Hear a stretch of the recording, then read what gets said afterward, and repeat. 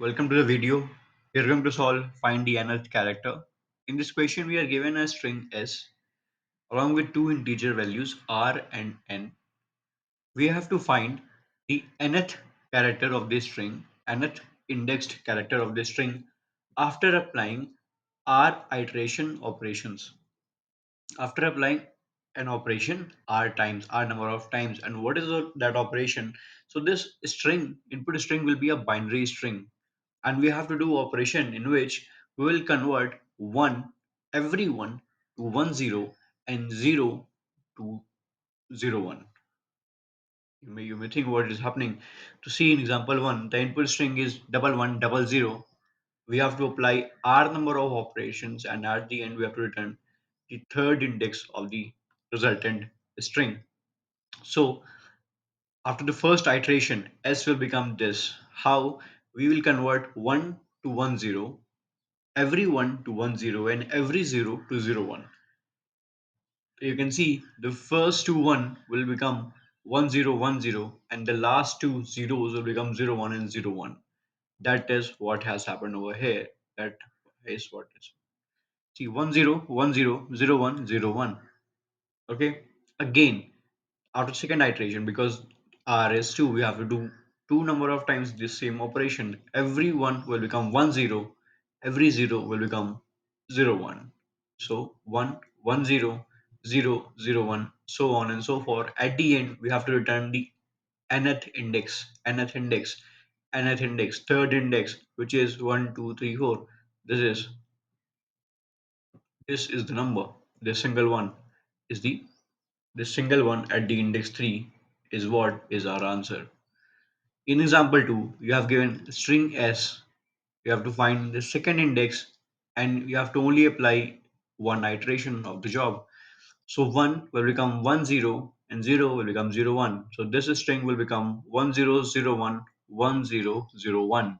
At the end, the second index or the third character, this 0 will become our answer. Okay, so this question seems very similar to a very popular question called kth symbol in grammar, except there is no input string. We have to form the string after applying k operations. But here we are given an input string to begin with. Okay, that's the difference between this question and the kth symbol in grammar, which is a popular lead code question. So how I will do it?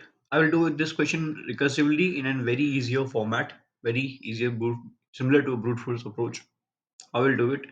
I will, since I'm using a recursion, I will create a utility function for that.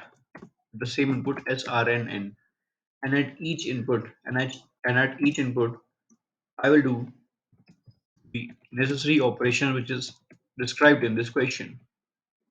How? First of all, if r is 0, which means we do not need to apply any operation. We do not need to do any changes in the input string.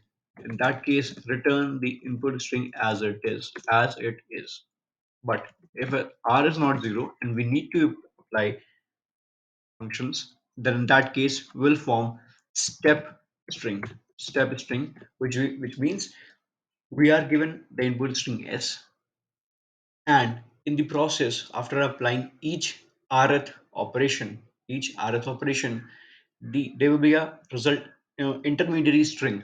This intermediary string will be step. Okay, how will do it? For I in range n by 2 plus 1, n by 2 plus 1, because we have to only apply half of the changes, another half will become similar to it. Okay, now n by 2 plus 1. Now, the basic thing, if the ith character of the string is 1, if the ith character of the string is 1, then step will become what? 10. Because we have to convert 1 to 10, 1 to 10, and every 0 to 01. Every 0 to 01. If it's not 1, it will be 0, and it will be 01. At the end, we will recursively call our function again.